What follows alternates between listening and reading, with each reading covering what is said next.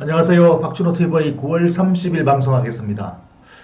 예, 9월 마지막 날이고 10월 첫째 주이기도 합니다. 10월 달은 어닝 시즌이죠. 미국의 실적 발표 이벤트에 따라서 우리나라 시장 주가도 동조화도 되고 또 우리나라 개별적인 주가도 섞여서 온통 혼란스러운 장세 흐름이 예상되고 그 첫 번째 주 10월 첫째 주 장세도 이미 어, 혼란스러운 롤러코스터 장세가 예고되고 있습니다. 지난주에 이미 이번 주의 롤러코스터 장세 예언 신호가 많이 나왔습니다. 주말에 주가가 좀 떨어진 것도 그렇고 이번 주에 이슈들 또 이달의 이슈들이 터져 나오는 게 새로운 악재 요인들이 좀 더 들어가고 중국 투자 제한이라는 돌출 악재가 또 나왔습니다. 트럼프가 중국에 투자를 아예 미국 주식 투자를 못하게 한다든지 연기금들 투자를 못하게 한다든지 또는 월가에 상장돼 있는 중국 상장 폐지시킨다든지 이런 투자 제한 조치를 다각적으로 검토하고 있다. 이게 또 악재 요인이 터졌습니다. 거기다가 트럼프 탄핵 절차는 지금 본격적으로 이제 착착 진행되고 이런 것들이 이제 보도되는 뉴스들이 악재 요인들이 줄줄이 나오니까 굿뉴스가 여기에 대항할 굿뉴스가 마땅치 않습니다. 그래서 무역 전쟁에 대한 협상 타결 딜 여기에 대한 뉴스들이 이제 좀 굿뉴스 호재성 뉴스가 대기하고 있는데 이것도 될지 안 될지도 모르고 불확실하고 그것이 만약에 된다면은 상쇄시키는 요인이 되지 않을까. 이번 주 조정을 예상하고 또 변동성을 예상하고 거기에 대해서 놀라지 않고 안전벨트를 잘 메고 대응할 그게 이번 주 투자 전략이 되겠습니다. 그래서 이번 주에는 가장 중요한 종목이 삼성전자입니다. 삼성전자가 다음 주 화요일날 8일날 실적 발표가 예고되어 있죠. 그래서 실적 발표가 지금 기대를 많이 하고 있습니다. 턴어라운드를 예상한다. 이렇게 지금 컨센서스가 형성되어 있는데 그런데 지금 지난 주말 마이크론 때문에 이번 주 주가가 충격을 받을 가능성이 아직 열려 있습니다. 지난 주말에 한번 영향을 받았죠. 마이크론이 장 마감 후 실적 발표가 굉장히 나빴기 때문에 이미 장 마감 전에 마이크론이 11%나 주가가 떨어졌습니다. 굉장히 많이 떨어졌죠. 그러니까 그것의 영향을 삼성전자가 살짝 받았고 오늘 추가로 더 받을 가능성이 있다. 많이 그 낙폭이 워낙 컸기 때문에 마이크론 낙폭 때문에. 그런데 이제 마이크론의 그 CEO가 CNBC 인터뷰를 하는데 보니까 주가가 낙폭이 과대한 게 좀 이해가 안 된다는 듯이 얘기를 하는군요. 실적 발표치가 지난 분기 실적 발표치가 애널리스트 컨센서스보다는 좋았고 사실 전년 동기 대비로는 80% 가까이 주가가 떨어졌는데 그것은 원래 알고 있었던 거고 애널리스트 예상치보다는 좋았다. 그리고 그게 중요한 게 아니고 지금 전망치가 당장 다음 장 전망치가 좋지 않다라는 게 지금 제일 약재 요인인데 2020년 전체적으로는 전망이 좋다. 기본적으로 지금 클라우드 데이터 저장 장치 수요가 계속 늘어나고 있고 DRAM 그리고 지금 5G 그 혁신 때문에 스마트폰 그 낸드 플래시를 다 바꿔야 된다 이게요. 그러니까 이 양쪽 수요가 다 지금 전망이 좋다. 그렇기 때문에 낙관하기 때문에 별로 걱정 없다라는 얘기를 하는데 시장은 당장 다음 분기가 왜 이렇게 빨리 안 좋아지느냐 이런 반응으로 주가가 11%나 떨어졌다. 과도하다. 그 시장은 시장이니까 빨간 동그라미가 이게 지금 발표한 실적인데 작년 동기 대비로는 80% 적은 수치죠. 근데 그보다 더 적게 예상했는데 그보다는 좀 좋았다는 건데 왜 이렇게 주가가 떨어지느냐? 다음 분기가 턴어라운드 할 줄 알았는데 지금 다음 분기 예상치가 아직 턴어라운드 못한다고 나오네요. 근데 삼성전자는 5분 8일 날 분기 실적이 3분기 실적이 2분기 실적이 3분기 실적이 참 3분기 실적이죠. 5분 발표하는 게 지금 4분기 들어가잖아요. 근데 3분기 실적이 2분기 실적을 능가한다고 나오네요. 그러니까 분기별로는 턴어라운드 지금 한글로 나온 모양입니다. 삼성전자는 마이크론하고 달리 스마트폰 사업부가 있잖아요. 그 스마트폰 사업부가 원래 좋았고 또 반도체 사업부만도 마이크론보다는 더 좋았던가 봐요. 마이크론은 3등짜리고 삼성전자는 핵심 칩을 만드는 1등짜리 회사니까 거기서부터 이미 차별화가 좀 돼야 되는 당연한 거죠. 그래서 5분 3분기 실적은 서프라이즈를 좀 기대를 하는데 마이크론이 워낙 타격을 받아가지고 이게 발표 전에 주가 조정이 좀 더 나올 수 있다. 지금 장세도 롤러코스터 장세니까. 그러면은 이때가 이제 추가 매수 타이밍을 잡는데 오히려 좋은 거죠. 3분기 실적은 좋다 그러는데 그 발표 전에 지금 외부 변수 때문에 주가가 조정을 많이 받을수록 좋은 거 아니에요.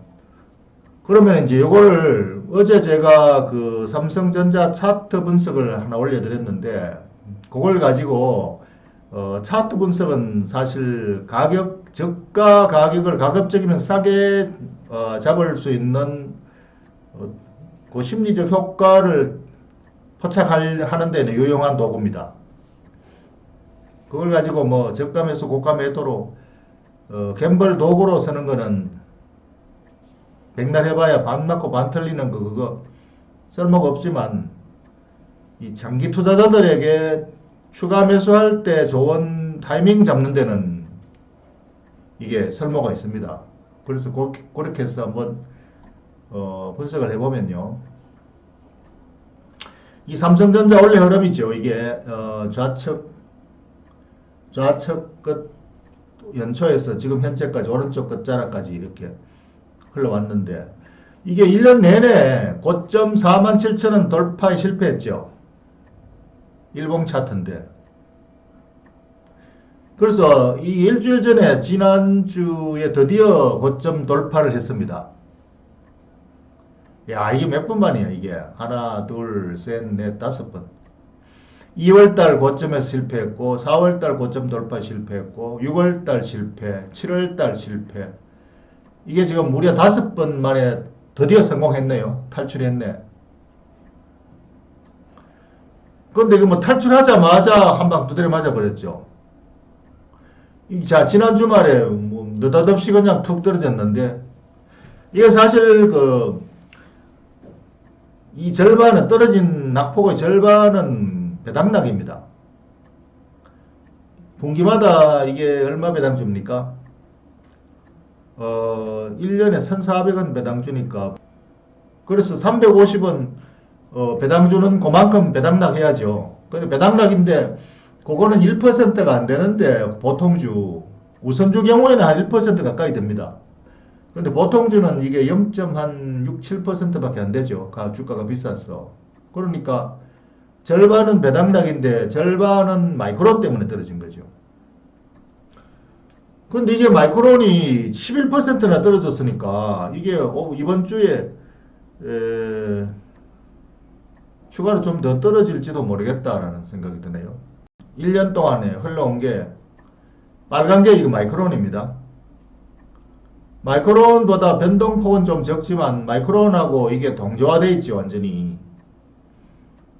그러니까 미국에서 마이크론이 3등짜리 회사지만 월가에서 먼저 주가가 움직이니까 그게 정보가 반영된 정보가 그대로 한 삼성전자에 오늘 새벽에 움직였던 게 오늘 낮에 움직이게 되는 거죠.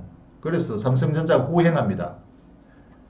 회사는 1등 회사인데 3등한테 후행합니다. 주가는.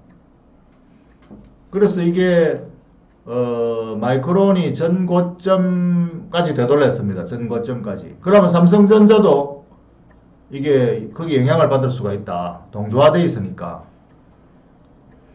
그래서 단기적으로 주가는 동조되어 있지만은 기본적으로 실적에 의해서 결정 난다면 그 동조화는 이제 시간이 갈수록 제값으로 다시 회귀하죠. 그 영향을 받아서 차트가 결정된다면 이번 주에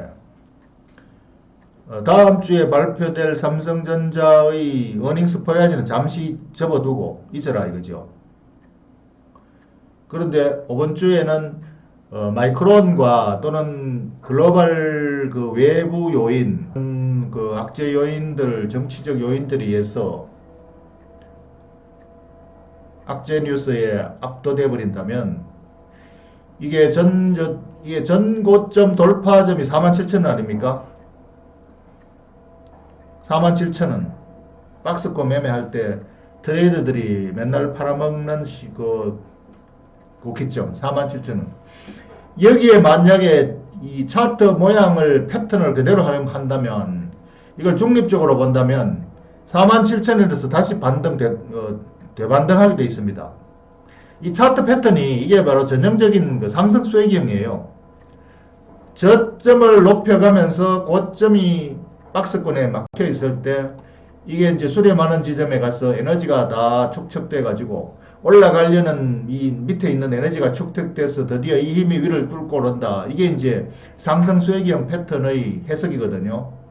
47,000원 돌파 이후에 되돌림이 있을 때 47,000원이 이제 저항선이 아니라 지지선으로 받고 다시 튀어 올라간다.